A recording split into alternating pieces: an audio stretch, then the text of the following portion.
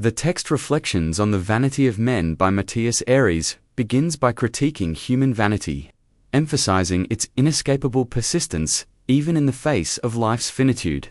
It examines the construction of extravagant mausoleums and the pursuit of immortality through posthumous public recognition. Vanity is portrayed as intrinsic to human nature, manifesting even in life's final moments where preoccupation with funeral ostentation remains palpable.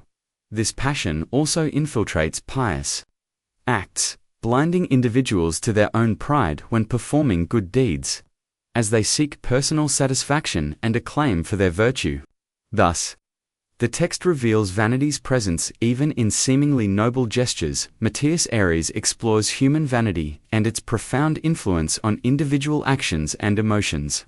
He argues that while vanity is the root of many evils, it sparks certain virtues, a universal passion ingrained in all people.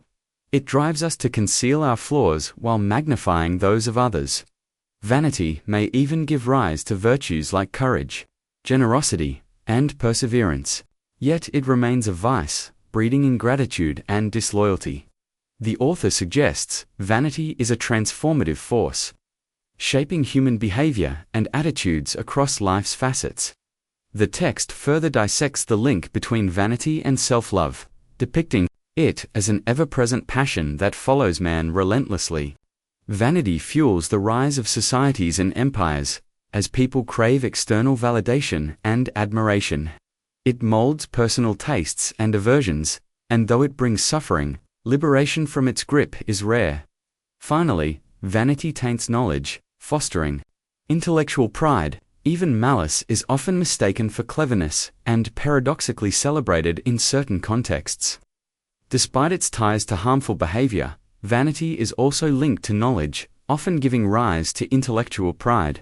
Malice, meanwhile, is perceived as a form of cleverness and is socially valued even when tied to dubious behavior. The text does not establish a strict hierarchy among these forms of vanity. Yet all are interconnected, collectively shaping human conduct. Vanity may drive individuals to heroic acts in pursuit of renown, to devote themselves to scholarship, or to exhibit loyalty, love, and virtue.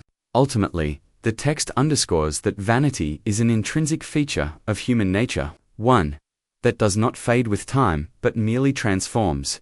Vanity stands as the central theme in the philosophy of Mathias, who was influenced by the French moralist François de la Rochefoucauld. His core thesis is that human vanity is the primary engine of our lives.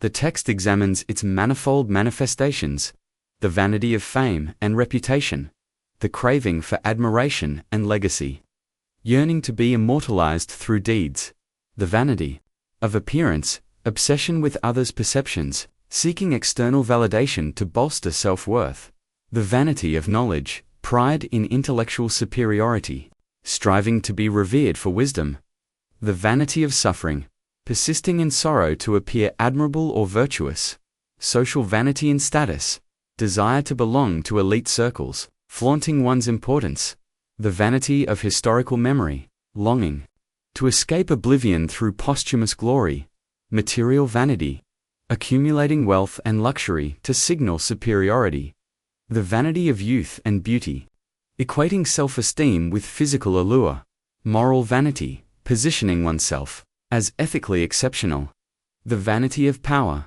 lust for control over people and events, the vanity of compassion, performing kindness to harvest praise, the vanity of self-sufficiency, pride in needing no one, physical vanity, fixation on aesthetics for approval, emotional vanity, flaunting emotional control as superiority, the vanity of false humility, feigning modesty to be lauded for it, spiritual vanity, claiming enlightenment to attract followers. The vanity of originality, striving to stand out at all costs, expertise vanity, dismissing others for lacking niche knowledge, authenticity vanity, preening over one's genuineness, wealth vanity, measuring worth by possessions, benevolence vanity, philanthropy as a vehicle for acclaim.